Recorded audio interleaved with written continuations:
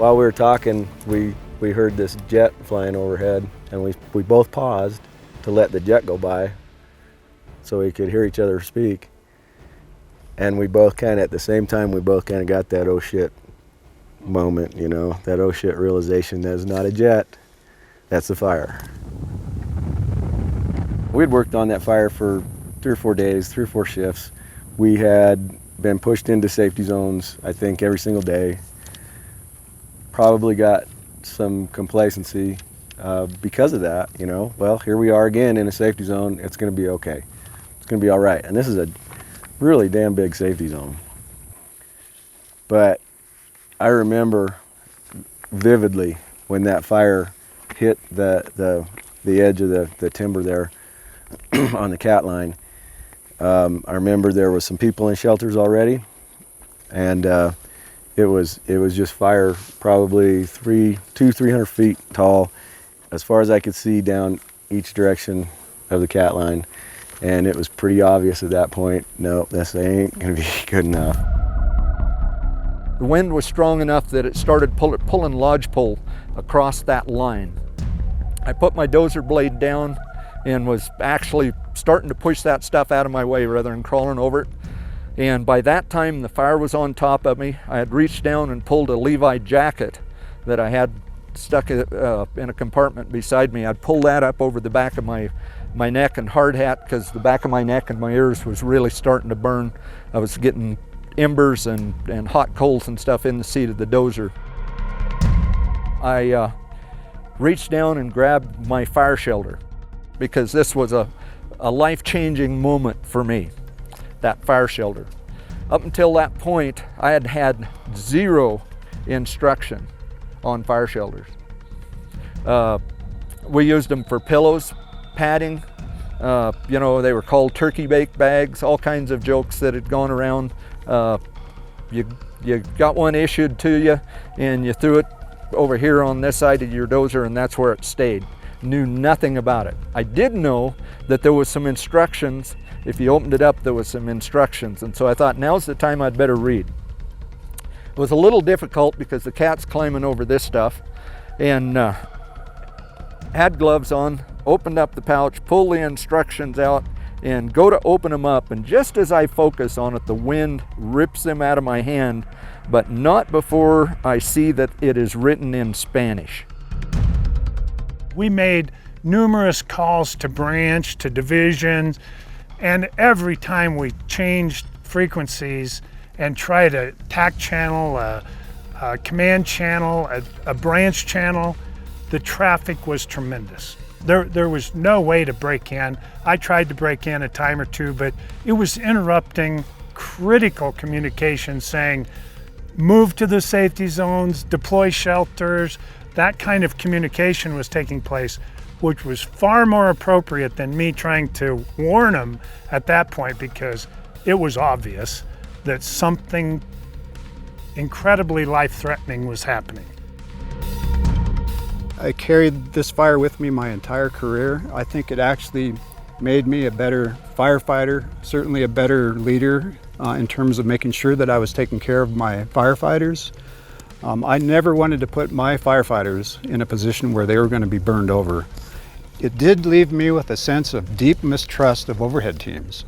And I never trusted a lot of the information that I was getting in those morning briefings until we had the chance to actually go out on the line, talk with the division, talk with the adjoining forces, talk with the people that have been out there to get a good sense for what was really happening out here before I'd feel comfortable with the assignment we were given for any given day. And that's something that it kept me and my crew out of trouble for 22 years.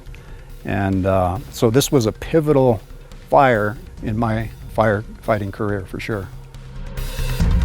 I do not have animosity for anyone on the overhead team during that fire.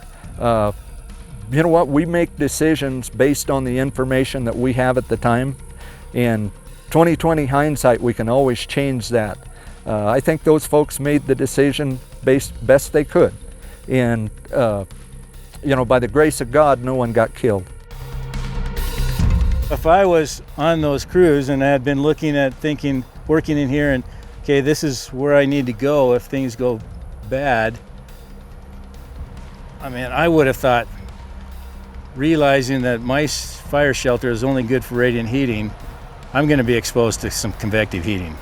I'm at the top of a ridge, or near the top of a ridge, lots of winds.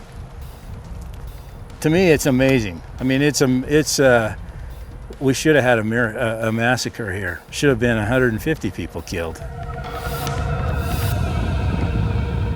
On the afternoon of August 29, 1985, the Butte Fire in central Idaho makes a high-intensity crown run. This 600-foot-tall, fast-moving wall of superheated gas and flame is still discussed today. A total of 118 persons, including hand crews, fallers, dozer operators, and overhead, are overrun by the fire. 73 folks are chased into safety and deployment areas. Most must deploy their shelters, where they'll stay for almost 2 hours. 30 years later, the fire managers on the Salmon Chalice National Forest realize that there are still many lessons for all of us to learn from this event. A staff ride is planned. In June of 2016, many of the folks who had been on the Butte Fire and survived that entrapment returned to participate in the 3-day Butte Fire staff ride. The intent of this video is to share their stories, explore the key lessons discussed during the staff ride, and point to what the next step should be for all of us.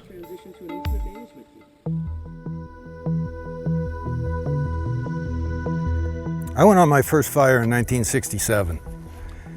And so by the time I get to 1985 and I come to this fire, in my career I had never one time ever dealt with an indirect approach, a strategy or a tactic. I knew about it. I mean, it's all part of basic training, but I had never used it, never been on a fire to experience being indirect to a large fire. And this whole concept of being indirect and having to construct a place to be safe was all brand new to me. Standing here today, August 29th, 1985, knowing fire is 3 miles down that drainage, my concept of being safe then, as was everybody else, was I'm plenty safe. And as Roy said the other day, those were safety zones until you had to deploy your shelter. And that's where this departure about being a practitioner in my mind and really understanding the environment that you're in is so critical. So 8:29 briefing, 05:30 in the morning, and the Operations Section Chief, Bill Williams, is describing the issues that they were having in Owl Creek that was driving them to go and use an indirect strategy and an indirect tactic. What I knew after having completed this line, the deployment sites had to be put in. So that was going to be one of my priorities. I also found out I inherited everything below drop 28 down towards Owl Creek. Came up, started walking the division again, came up through here. I really had no concerns down here. Located this because it was good. We had three slopes that came to the ridge. And down here it's still an opposing slope. But the only thing that distinguished it above anything else was, to me, it occurred to be on a slighter, the ridge was a little more benched right there, which gave a little bit more topographic relief from the southwest. Those were the only reasons that I looked at those and flagged them, and I had the D8s build them. I went on down to drop point 29. I met with the division Foxtrot supervisor. We talked about the burnout and how we would coordinate between ourselves, coming off of here, the upper deployment site, down into the saddle, and they down into the saddle from Hill 8010, which is right here. We split up, and right about then I got a call from the branch director that said, Jim, we're sending you 2 more crews with overhead, and your division just went from drop point 29 up to Hill 8010. In one day, I more than doubled my original division. To their credit, they give me more resources, but in actuality, you look back on that, and I can't imagine why I would be so willing to accept so much complexity with so many people, which, following the equal sign after the burnover, is really what has the most profound impact. I met their strike team leader on the road, briefed him, told him what I would like. He went ahead to get it started. I made it back, walked from 29 back to 28. I met with Fred Scheffler and Roy Hall. We talked. They told me what their plan was. They were going to camp out up here, and when it came time to do the burnout, they would redeploy the crew down there. We talked about how to burn it out. I wanted to start at the very lowest and burn upslope. I wanted to burn it just as fast as you could. If it didn't take, don't worry about it. Just move on, and let's get fire along that line somehow and then get back up here. I was really concerned for them because they were on open line. There was nothing down there. The only anchor they had was this clear cut. The only place they could go to be safe was that clear cut. And that was my line of thinking, because when I began to inquire after leaving there and came up here, and Jack Eberts and I talked, which is another good point, making decisions and thinking things out on your own is never as good as having somebody to talk to and bounce things off of. And talking with Jack, we could see everything about the atmosphere had changed. It was, the air was still. It was rapidly filling up with smoke. It was gray smoke. It smelled like stepping outside the house on a cool fall morning, smelling all the wood-burning stoves in town.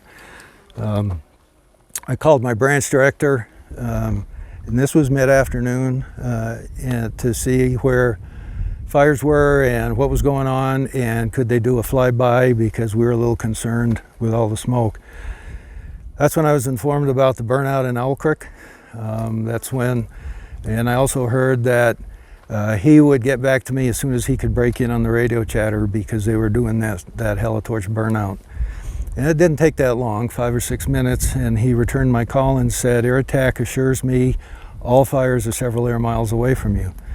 So, I mean, that is a reassuring thing to hear. I can't see it. Nothing really changed. It still felt like everything was closing in. So Jack said, "I'm going to drop off Tin Cup and see, because of this old road," he said, "I'm going to pick that up and see if I can't find a vantage point down here." And I said, "Okay, well, I'm going to walk up the ridge." And I walked up to Tin Cup Hill. And then I could hear Jack talking to the branch director, asking Branch what he was looking at. And it didn't jive with what Jack was now looking at, a very distinct column. And it was, Jack's perspective was between us and Owl Creek. And it was, as it turns out, it was the spot fires down here in Wallace Creek. So when he relayed that to me, saying, "I think I'm looking at something different," that's when I ordered the crews up from here to come back up to the first deployment site. The plan was to gather them up and then move them as a group, and then domino effect the first group on to the clear cut. Things went very quickly then. I was still up here coming down the ridge when I could hear that, what was described as a low-flying jet, that very shrill, it's air sucking into the fire. The air began to clear out, and I could look down to the first ridge that separated the East Fork of Wallace Creek from Owl Creek, and I could see fire coming up over that ridge, and it appeared to me flames about 600 feet high. That was my estimate. What they were, actually, I don't have a clue.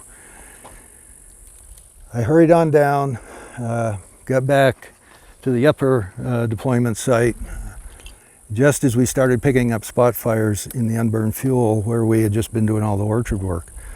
And again, as I told the last group, I don't have a clue why I said pull shelters and prepare to deploy, because I'd never done it. I didn't even know what a fire shelter looked like. I carried it because I was told I was supposed to. I had spent all my career up until that day doing direct attack. We always knew where to go to be safe. We always went there to be safe. So whatever it was, I said it, and everybody pulled their fire shelters. We started to get used to them. I didn't even know what to expect. I was squeezing it, trying to get it loose so I could open it up. And that's when the first wind you feel is the end draft. When you begin to feel the wind coming back against you from the fire side, the front of that fire is dangerously close. We barely had time, in many cases, to open the shelters and get in them before we got hit with fire.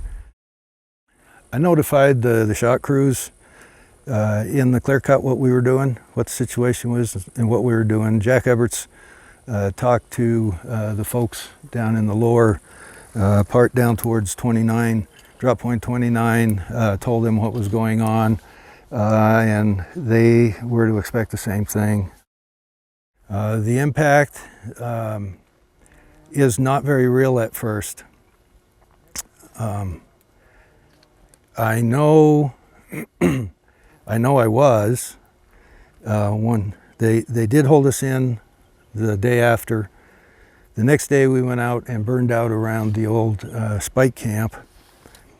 And the third day I went back with a division, and I was told, take these two crews to Blue Nose Lookout, walk them downhill to the fire, and then tie into the fire perimeter and then start digging line.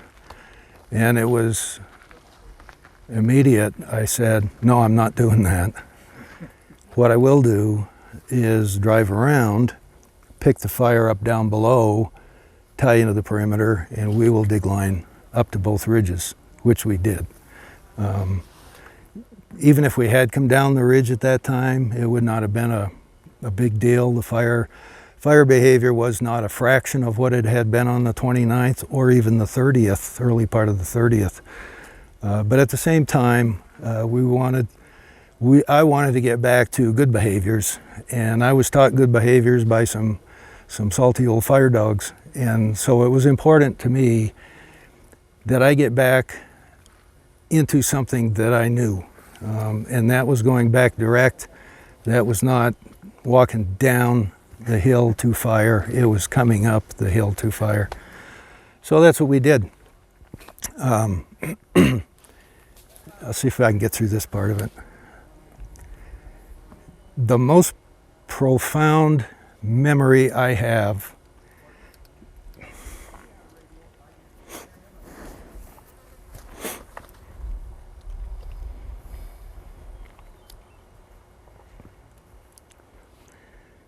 you got responsibility,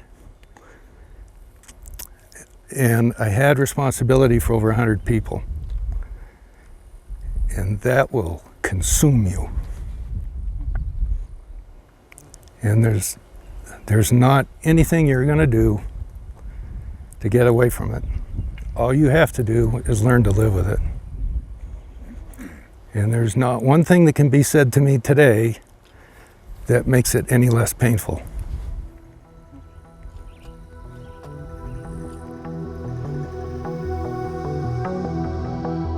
When we first arrived at the incident, our strike team was split up.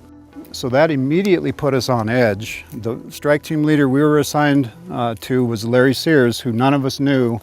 Our strike team leader was assigned as the nighttime strike team leader, R.C. Carroll from the Lolo. He had 3 engines. We were out here with Larry with 2 of our engines. So it really wasn't a strike team, it was a task force. So on that particular day, we kind of got started out with being unfamiliar not only with the ground but with the supervisory staff that we were going to be working with. So I don't want to say we didn't trust Larry, but that it took a little bit to get to know what his background and experience was, and we came to feel confident that he was a good guy, had lots of experience and knew what he was doing. So we ended up in the area just below the clear cut by early afternoon. Between the clear cut area and drop point 28, there's a parking lot where the vehicles were parked that was designated as a safety zone, which we had talked about earlier on. We had spent the day earlier prepping line near the top of that clear cut with the smoke jumpers and knew that if something happened, that was going to be our only option, that or to drive out of the area. So about 3 o'clock in the afternoon, I was a sawyer and an EMT on the crew. We were limbing up lodgepole pine along that dozer line and noticed that the winds began to pick up. The tops of the lodgepole were starting to sway back and forth. We were starting to see a little bit of dust picking up off that dozer line. So we stopped our operations. Of course, you're running a chainsaw, you can't hear anything on the radio. And back in those days, only one person on the crew had a radio anyway. And that was typically on the engine. We didn't have the portable radio capability that we have now. So we made contact with Larry, and who made contact with Jim Steele, who talked with somebody up in the air who told Jim, and we heard this on the ground, you guys don't have to worry, that fire is air miles from your location. You're good. So we went back to work. About a half an hour after that, things were really beginning to noticeably change. The wind changed direction. We were starting to see in-draft winds down canyon, which struck me as a little odd. So I stopped sawing, looked down canyon, and remember there was a lot of canopy, a lot heavier than this. You couldn't see from that dozer line down into the canyon to where the fire was at all. However, we could see a towering column, actually 2 columns, that were beginning to merge and do this kind of a twisting motion. So at that point in time, we were very concerned about the location of the fire. Right about then, Payson and the Carson, or whatever other hotshot crew that was, came marching up the hill past us to get to the clear cut, which was the real safety zone. So we quit sawing, packed everything up into our engines, drove as far as we could up into that safety zone. By then you could kind of see what was developing, that fire was exploding. We could see the gaseous balls of fire above the treetops. And then I started taking pictures. So I've got pictures of a wall of fire from one side of the clear cut to the other, 200, 300 feet above the treetops. We had some fusees. A couple of us took fusees down to the edge of the clear cut along the dozer line and tossed them into the grouse whortleberry in this kind of open field that's not going to do any good at all. Didn't buy us a thing. So we retreated back up to the engines, got the water out. The wind was incredibly strong at this point, and it was an in-draft wind blowing downhill toward the fire. Crystal clear air, just like it is right here today, right now. And it was kind of an amazing sight to see. This is my 7th year in fire. I'd never seen that kind of fire behavior before, so I was fascinated by it. It was an interesting place to be, to say the least. But we knew we were threatened, and that we'd wished that someone had told us, or we had had the ability to see with a lookout what was developing down below us. We could very easily have hopped onto our vehicles and driven into Montana or wherever out toward Bear Camp and driven completely out of harm's way. We had to take shelter or take refuge in the clear cut area. We felt confident that we could survive that without any problem at all, because we had not only 2,000 gallons of water with us, we had a 1,000-gallon water tender and a 1,000-gallon engine. We also had Mike's cat. So Mike, in talking with Larry, decided to scrape some line out. So we spent probably 2 to 3 hours mostly putting out spot fires within our little safety circle and on the top of our engines. We carry hose packs on top of our engines. I'm sure that still goes on in some places now. But we were picking up fires that were starting our engines on fire. So we spent a lot of time spraying water just to keep our little area fire free so that we would have vehicles to drive out on if you know, we ended up at the point where we could get out of there. The Hotshot crews were above us. They were yelling down at us to pull further up the hill. We were reluctant to leave our engines. We stayed there, felt comfortable with the water that we had. The fire front hit us. We got hammered by an ember shower as intense as I have ever seen. And I've been on a lot of fire. I spent 22 years as a Hotshot crew soup all over the country and have seen some tremendous fire behavior. But never experienced anything quite like what we experienced in that clear cut on the Butte Fire the day that it blew up. We fought fire on this ridge all summer long. We basically started about the 12th or 14th of July down here and stayed here until way into the end of December when we finished up the rehab.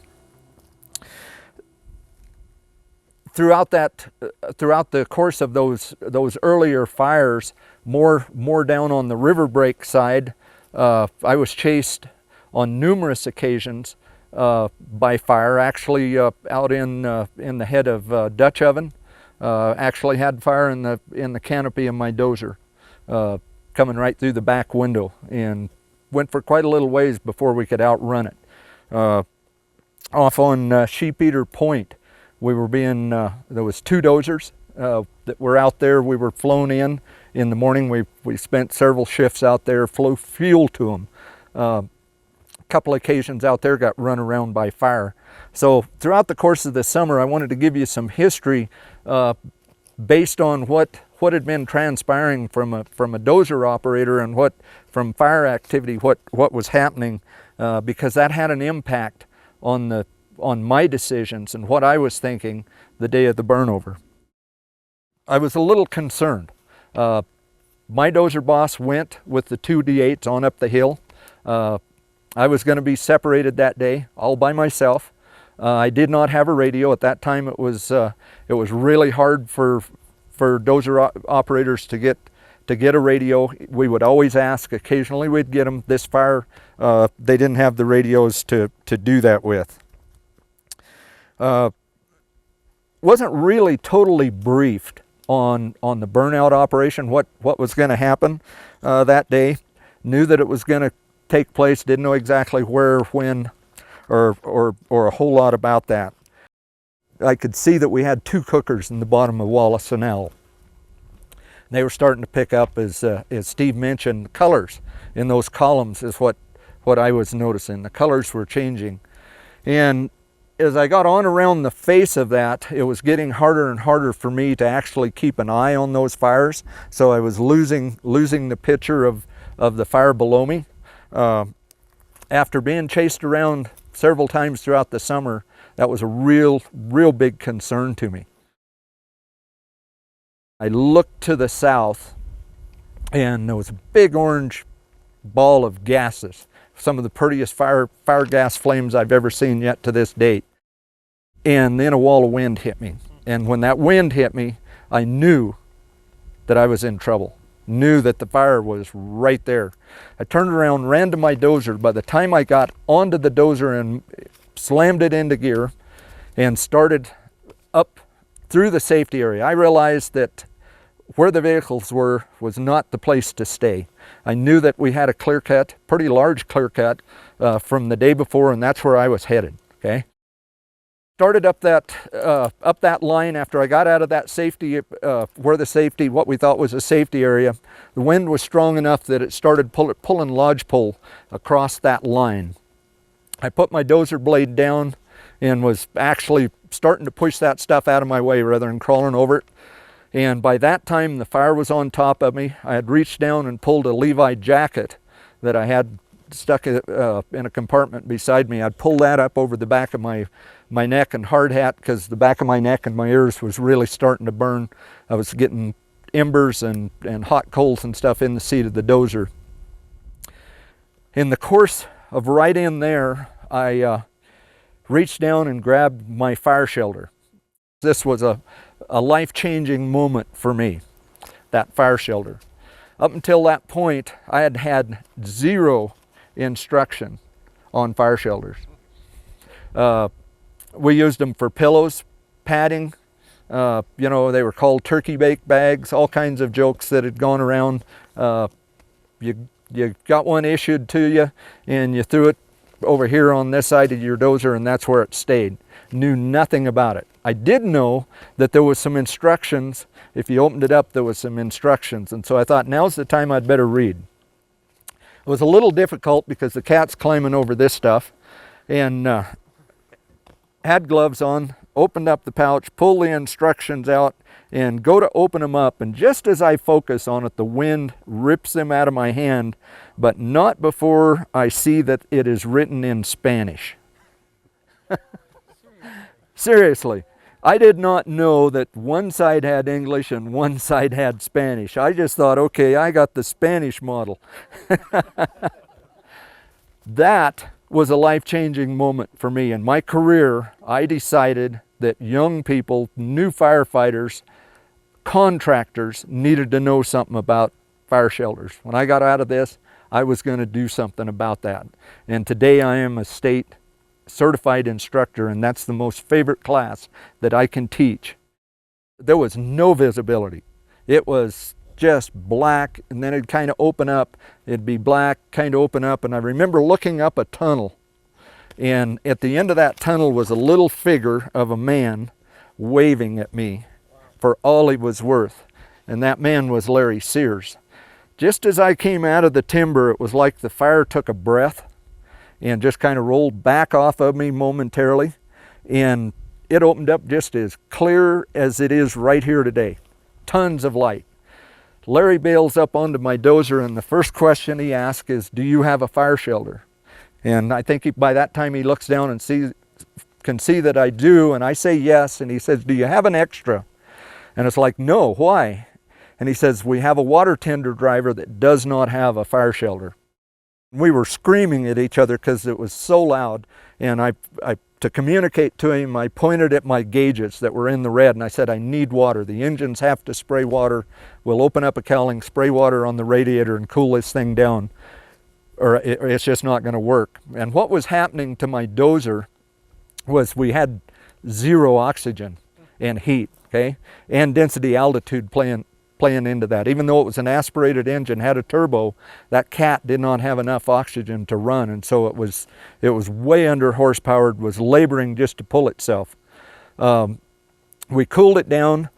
The dozer blade was pointed uphill, and if memory serves me right, I believe it was angled in towards the engines and the water tender. I made 2 or 3 passes back and forth, getting down to mineral soil and kind of making a trough, and every time I would back up, it would fill full of hot ash and embers. Larry had me turn around and push the other direction, try to get that windrow the other way, and it didn't make a difference. By then I had remembered seeing, like Steve mentioned, that the folks were on top of their engines putting out some spot fires and stuff, and I again looked down at my engine. It was starting to run red. I had on a cheap pair of Sawyer goggles that had the screens and didn't fit my face very well, and I was getting soot and sparks and everything in my eyes, having a really hard time seeing. Could hardly hear my cat run at that time, and was having a really hard time seeing the blade. And that was the point when we were getting that ember shower. Got off my dozer. Someone on the engine got me a set of the really good black rubber goggles. Put those on. Someone got me a handkerchief, got it around my mouth. And at that period of time, I had taken off my gloves, I think, to tie that handkerchief. And when I went to get back on my dozer, I stepped on the C-frame, stepped on the track, and grabbed the post to swing into the seat. It wasn't until the next day in the hospital when I woke up that I realized that I had blistered. I had several red blisters in my hand from touching the metal on that dozer without my glove from the radiant heat. After getting back on my dozer, it was decided that we needed, because hot embers kept blowing in under the engines and next to the engines, it was decided that we needed to keep pushing stuff away. I think I'd already made one pass around everything. but then it would accumulate again. So the engine folks took turns. As I would go from one end to the other, they had a hose on each side of the engines, and they would pick up my dozer and spray water in the radiator and take me around down one side. As I would come around, the next hose would pick me up, and we did that pretty much the course of the fire that burned from this side going back that way at us. And at that point, we hunkered down pretty much between the engines and the dozer. And after that died down, then we had the little firestorms, the whirligigs, the tornadoes that come along, and they're just yanking everything up off the ground. And I remember through the course of that, and it just scared me. I don't know why it took to that point to really, really scare me. I was already scared, but to really, really scare me, when I looked up and felt the heat that was coming out of that little cyclone, and it felt like I was being lifted off the ground, that really got to me. It was unnerving. Don't know how long we stayed there. Steve and I kind of think we were there till shortly before dark. We were probably under the fire for a good hour and a half, 45 minutes. The briefing that morning that I remember was the line boss said, what we're going to do is use aerial ignition. I don't remember if he said helitorch or aerial ignition. They didn't have ping pongs back then. So we're going to do aerial ignition down in the hole all day. And then when this thing comes out as a fire whirl, we want you to hand light your indirect line, and it's going to slam together like a block burn, and we're all going to go home. And we looked at each other and said, there's no effing way. So we knew from the start this wasn't going to work. Flag and Payson, our safety zone was always the clear cut, always the clear cut.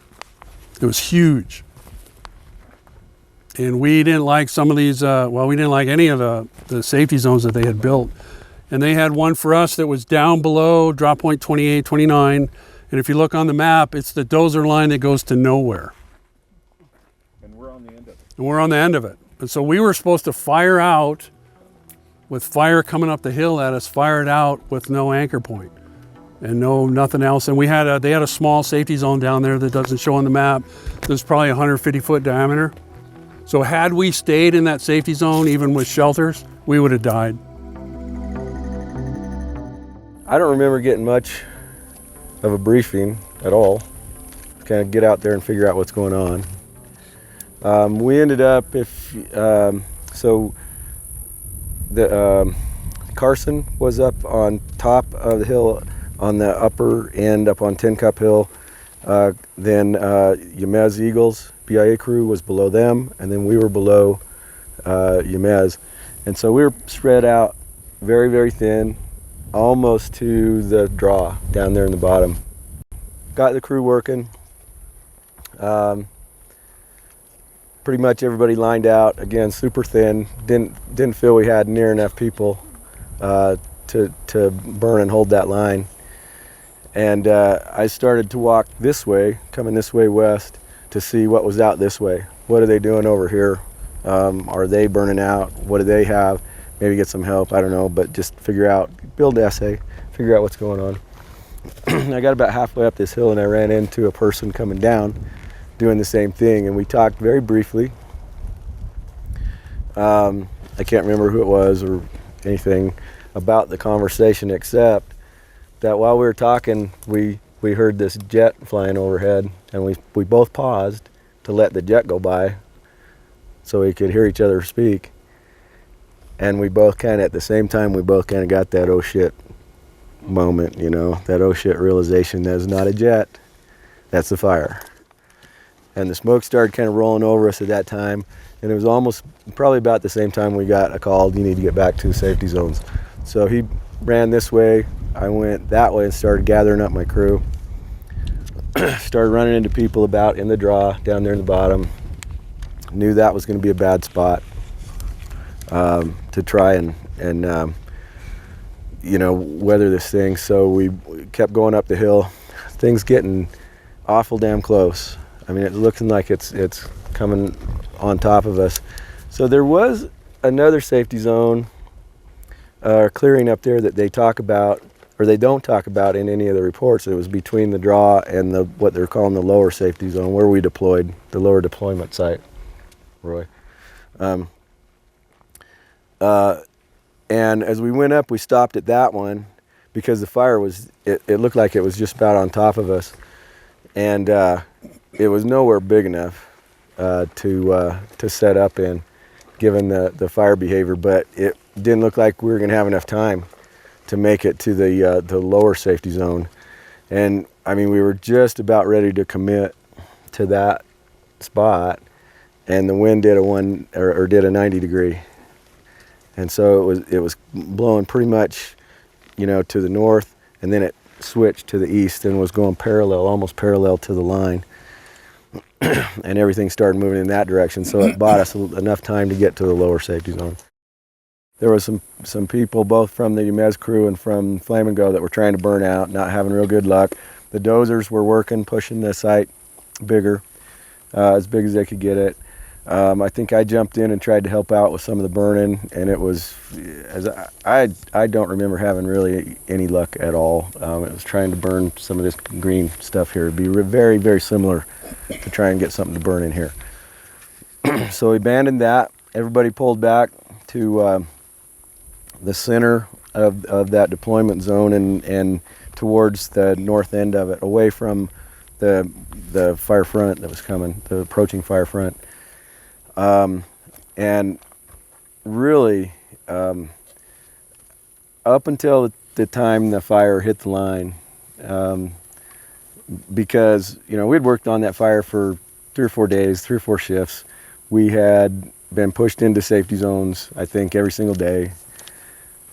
Probably got some complacency because of that, you know. Well, here we are again in a safety zone. It's going to be okay. It's going to be all right. And this is a really damn big safety zone. But I remember vividly when that fire hit the edge of the timber there on the cat line. I remember there was some people in shelters already, and it was just fire, probably 300 feet tall, as far as I could see down each direction of the cat line. And it was pretty obvious at that point, no, this ain't gonna be good enough. So at that point, I dumped my gear, got my shelter out, and the winds hit. And I remember I almost lost it. I had it in one hand, and it was blowing around like this. I managed to hang on to it.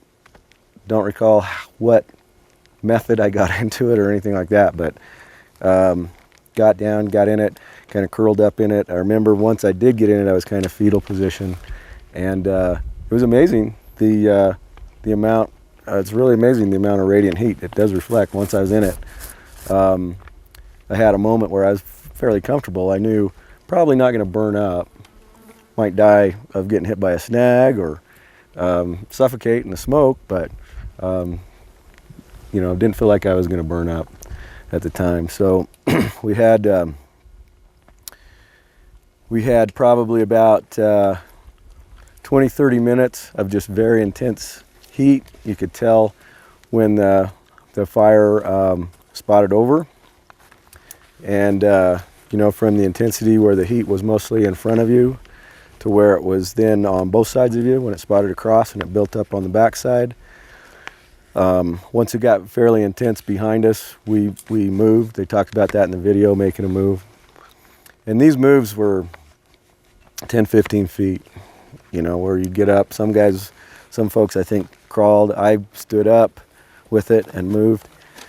And that distance was, I mean, just imagine the most physically exerting thing you could do, because there was no air. It was The just smoke was so bad you couldn't see your hand that far. there was so much smoke, and so just that little bit of effort was just completely physically overwhelming. And then you fall down, dig a little hole in the dirt, stuff your face in it, try and find some air, and just choke and gag and choke and gag and choke and gag.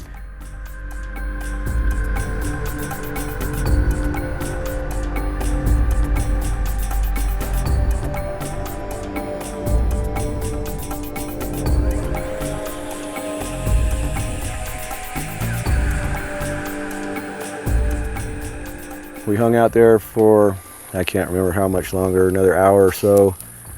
They had us leave our tools and we did a slow march out. We were traveling in our vans like that crew did all the time, so we went back, got our vans. They had evacuated the spike camp we were staying in, so we didn't have a home. Didn't know where we were going, so we ended up just kind of hanging out there, which it was okay because we were in air conditioning. Finally got some filtered air inside the vehicles. We could breathe for a while, so it wasn't too bad. Made it back to the new spike camp.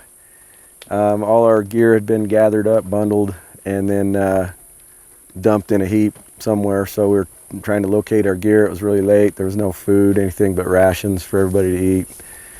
And they were screening people, see if the medical people were screening people to see if there were any other respiratory issues or anything like that.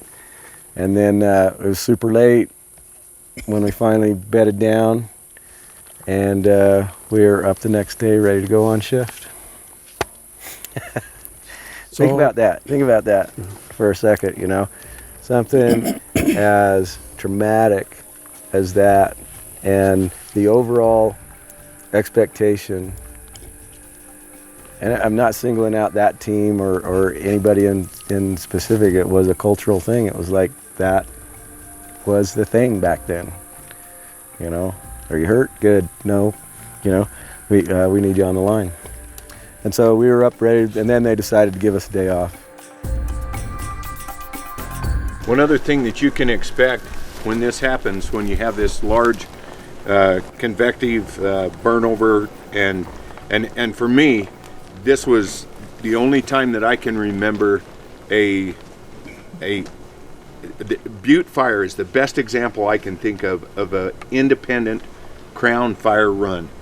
It was not, you know, you heard Merrill talking about spot fires and how it would, you know, hey, you got a spot fire in a tree, and then it spots into the top of another tree, and once it got going, it stayed in the tops of the trees until it got over the ridge to the north.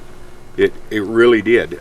And so the other thing you can expect is in the clear cut. I don't know if you remember, Tracy, where you were, but in the clear cut, after it had passed the clear cut, it got extremely cold. Mm-hmm. Yeah, and I mean to the point that firefighters were shivering. And we experienced and have documented the same thing on the Arnell Hill fire. It creates a river of cold air at the surface area that none of the aviators are feeling above it. And that's because of the influx and draw to the main fire. The other thing I remember was probably several minutes, I couldn't tell you how long, but segments of what would have been a huge fire whirl, just with wind going whoosh, and then coming around and whoosh. And then there was rock and pebble fallout. All the quarter, $half size rocks just got sucked up. Hard hats. Hard hats were just like thrown off. Packs were rolling across the ground. Deer, remember the deer coming running out of the trees? Based on mostly aerial photographic coverage of Lower Owl Creek and Wallace Creek, cleared up the question of whether the helitorch burn fire behavior affected the fire behavior that was observed in Wallace Creek. And we had some excellent air photos to look at, and you would characterize the fire behavior between Owl Creek and Wallace Creek as patchy. There was no continuous crown run. There was no high intensity burn on a large scale on the border between those two burns. And we concluded, and we felt fairly safe in doing so, that that fire in Owl Creek did not influence the behavior of what happened in Wallace Creek. That the very focus of people's attention, high-level positions with the incident management team on the helitorch burnout, detracted from their attention on the rest of the fire. That the eyes in the sky were so focused on the helitorch that day that they were not available to people elsewhere on the fire. And that was an unfortunate outcome of what happened with the helitorch in Owl Creek. One of the things that kind of I've been reflecting on today is how close those crews were to not surviving that.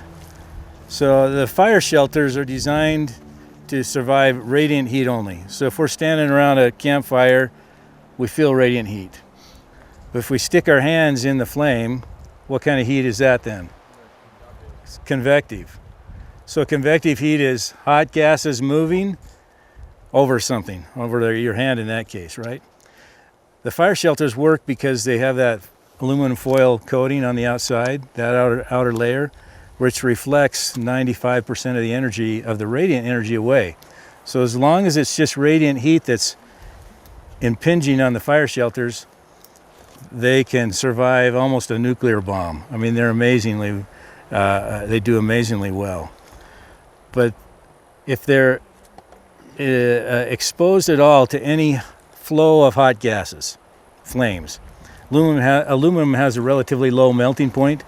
It immediately just flashes away. The aluminum outer layer flashes away. So thinking about that in the context of this fire, so some of the work I've been doing is looking at flames on slopes and flames in wind. And not only do fires burn faster on slopes and in wind, but one of the things that happens on slopes is the flames attach to the slope. And that's one reason they burn faster when they're moving up a slope. And also wind pushes the flames over so they reach out further ahead of the fire, right? So if I was on those crews and I had been looking at thinking, working in here and, okay, this is where I need to go if things go bad, I mean, I would have thought, realizing that my fire shelter is only good for radiant heating, I'm going to be exposed to some convective heating. I'm at the top of a ridge, or near the top of a ridge, lots of winds. To me, it's amazing. I mean, we should have had a massacre here. Should have been 150 people killed. But think about those guys in 1985. Did they have any guidance on what constituted an adequate safety zone?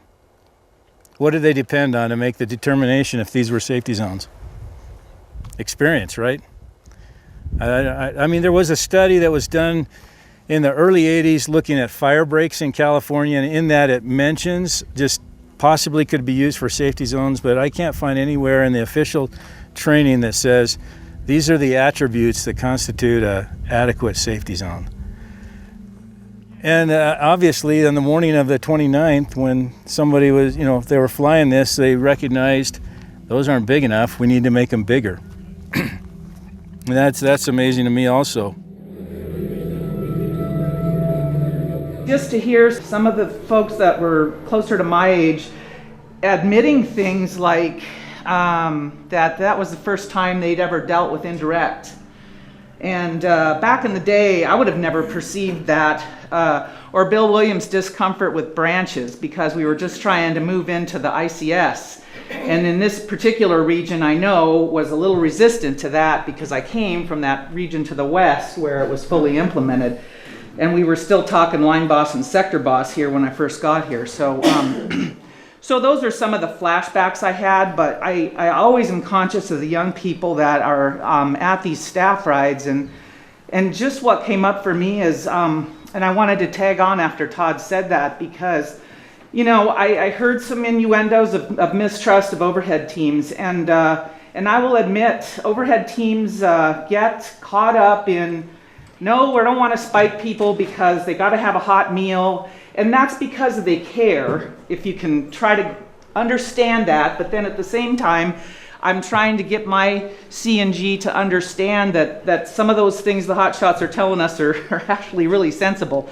And we can find ways to support you guys the best way we can. So the key there is you got to speak up. And I am really picky about who I pick on my team, as far as divisions and operations and people that will not rebuke somebody who raises their hand and says, wow, this seems kind of crazy here. So you've got to speak up, and if you have some mistrust, you got to talk to your crew boss or somehow push that up the line as best you can, because I want to hear it as a Type 1 IC. There was a topic brought up about trust trusting overhead. You guys are way too young to not trust. There's varying degrees of trust. You got to build on that. I'm not saying that you trust everybody 100%, but you'll get that. I guess I just look at it, if we go out there and blanketly don't trust what the people we're working for, that's when independent action takes place. A couple weeks ago I was at Coeur d'Alene just talking about firefighter accidents, because I go to many of the accident investigations. I'm going to Arizona tomorrow. So I asked the class how many read TWISP, accident narrative report. Anybody here? Okay. And this was crew boss. And what Bob just told you is get to reading. Carl Weick, read it. If you can't comprehend it, read it again. Accident reports, read them. Fireleadership.gov, there's pages and pages of reading. If your force is putting this much time and effort and money into bringing you up here, bringing all these guys up here, you owe it. How 60 what years? 62 years in the business. You owe it to Bob. Read. I want to applaud folks for bringing on this staff ride. I think it was been really great and powerful from a standpoint of allowing the people that went through the event to share and to communicate, because they weren't allowed that opportunity at that point. And I think for those of us who have had the opportunity to attend, it's been extremely powerful from that standpoint. And I think that I've been on several other staff rides, and I think it's always impressive that you can read the report, you can put it together, but it doesn't make an impression until you're walking the ground and you're looking at where people were at. And typically, it's not as big of a scale. You're reading the report and you think of this grandiose scale, when in reality, it's really a smaller footprint than what you imagine. And so I think there's a lot of, I guess my point there is as you guys are going through your careers, or those of us that are in our careers, if there's opportunities to participate in staff rides or events that happened, take the opportunity to go out, walk it, talk about it, think through the process. There's a lot of learning that's occurred just from this last day or so of information sharing from other experiences. That's the point of, we need to process. We can't take Merrill's experiences or Roy's, because we're not old enough to take that on, but we can learn from that as they're sharing their information, or if we can tag on with mentoring. I had an opportunity to have some awesome mentors in my younger career as we were burning big projects and so on, and those folks took us aside and mentored us along. And so I think those are some of the things as you're coming up through leadership, or if you're just starting out within the agency, ask those questions, but share information. What are you seeing? What's going on?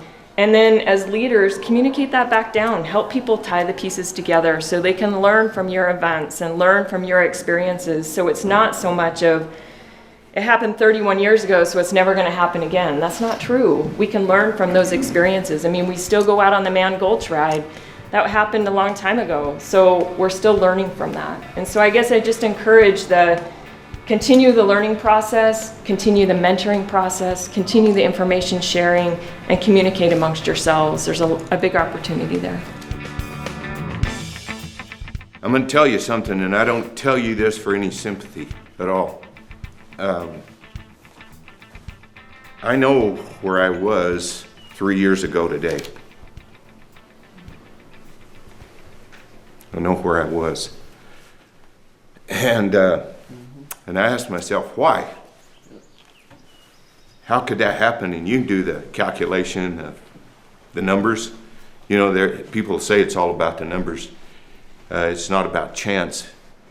It's not about chance, it's about choice. And you have made a choice to be in a career that's the greatest career you could have. But make sure that's a conscientious choice, because by your own action or inaction and decision, You're not a winner, you're not a loser, but you better be a chooser, because you choose to live and die every day. It's your choice. And nobody told me that when I started. Nobody told me you better choose to live because you could die doing this. We love it. We have a passion for it. We have an obligation in this business, and this is a challenge, to take limited information in kind of a chaotic situation and try to make sense of it and begin connecting dots.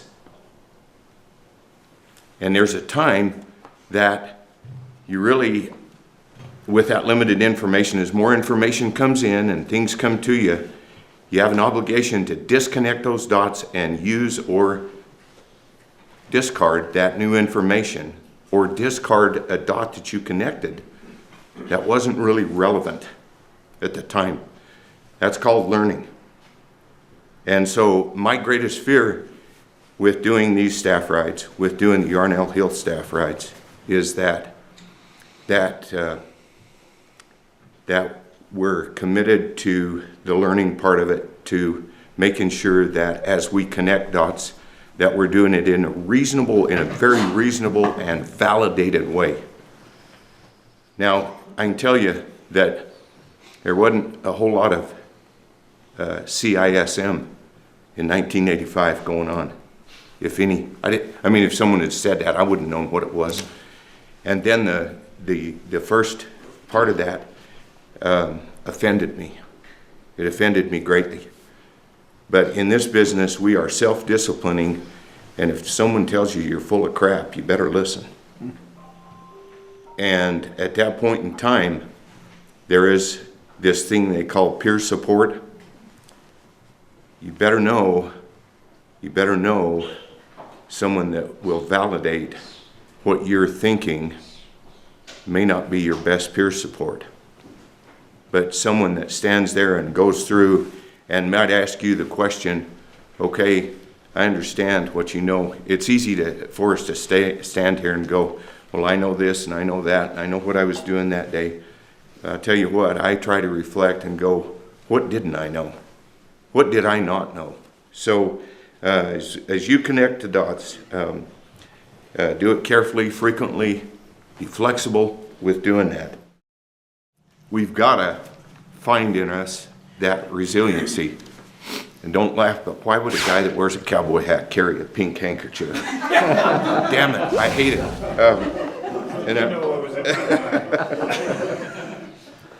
I think my wife put that in there. Dadgummit. And the last thing I want to share with you is I've studied and read a man that came out of World War II as a youngster, and he had seen battle. He was a pilot, and he survived. And he was sitting there with a release from the military trying to decide what he wanted to do. What did he want to do? And he decided he wanted to be a teacher. Dedicated his life, went to school, got a degree, got a master's, got all kinds. And I'm listening to him give a talk at almost 90 years old from a wheelchair. And he said this, and I reiterated. He said this, the only thing I know now, after all these years, is that there is so much more to learn. There is so much more to learn. So, I'm going to answer your question, buddy. What's for lunch? Same thing that's for dinner, and the same thing that's for breakfast. It's learning. It's learning. That's what's for lunch, that's what's for dinner, and that's what's for breakfast. In this business, that's what it better be.